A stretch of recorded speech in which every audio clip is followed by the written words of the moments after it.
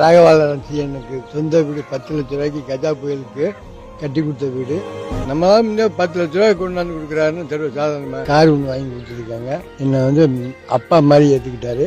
5 பொண்ணு பெற்றதுக்கு ஒரு ஆம்பளை பிள்ளைல வாரிசை அவரு எனக்கு ஏற்படுத்திட்டாரு. இறைவன் கொடுத்த பெரிய வரப்பிரசாதம் தான் என் மயன். என் உயிர் உள்ள வரை என் குடும்பத்தில் அவரு ஒருத்தர். எங்கள் வீட்டில் அவருக்கு ஒரு பிள்ளை மாதிரி நாங்கள் இன்னும் நினைக்கிட்டு தான் இருக்கோம். எப்போதும் இந்த வீட்டில் அவருக்கு ஒரு பங்கு உண்டு. நான் எழுதி வச்சிருக்கேன், உயில் என்ன இருக்கோ அவங்களுக்கு ஒரு பங்கு எங்கள் பிள்ளைய கொடுக்குறேன்னு சொல்லி. வர வெள்ளிக்கிழமை புத்தாண்டு, தமிழ் புத்தாண்டு எனக்கு 54வது ஆண்டு ஆண்டை முன்னேற்றத்தில் ஓடிக்கிட்டு இருக்கு. என்னால் முடிஞ்ச வரை தர்மம் செய்வேன். அவங்களாம் வாழும் தெய்வம்னு சொல்லலாம். நான்லாம் ஒன்றுமே இல்லை அவர் முன்னாடிலாம். இன்னொரு வார்த்தை எனக்கு ரொம்ப பிடிச்சது, அந்த வீட்டில் அவருக்கும் ஒரு பங்கு இருக்குது அப்படின்னு சொன்னார் பாருங்க. எனக்கு இவரை நான் ஃபஸ்ட்டு பார்க்கும்போது கேள்விப்பட்டேன். என்ன பண்ணுறாருன்னா, இறந்து போகிற புணங்கள் இருக்குல்ல, அனாதை புணங்கள், அதை எடுத்துகிட்டு போய் இவரே அடக்கம் பண்ணுவாராம்.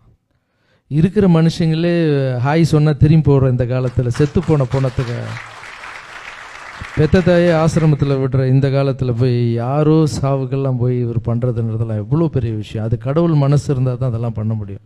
அப்படியாப்பட்டவருக்கு ஒரு நாள் இந்த கஜா புயலில் வீடே இல்லாமல் அவர் அந்த வீடெல்லாம் போய் ஒரு கிரவுண்டில் தான் நின்றுட்டு ஒரு போஸ்டர் பார்த்தேன். எனக்கு ரொம்ப வலிச்சுது. என்ன இவ்வளோ ஒரு நல்ல மனுஷனுக்கு அப்போ அவர் என்ன நினைப்பார், நம்ம இத்தனை பேருக்கு தர்மம் பண்ணோம், அந்த தர்மம் தான் நம்மளை இப்படி ஆக்கிடுச்சான்னு நினைப்பார்ல. தர்மம் என்றைக்குமே தோக்கக்கூடாதுன்னு சொல்லிட்டு நான் போனேன். போய் பார்த்து ஒரு புள்ள மாதிரி இருந்து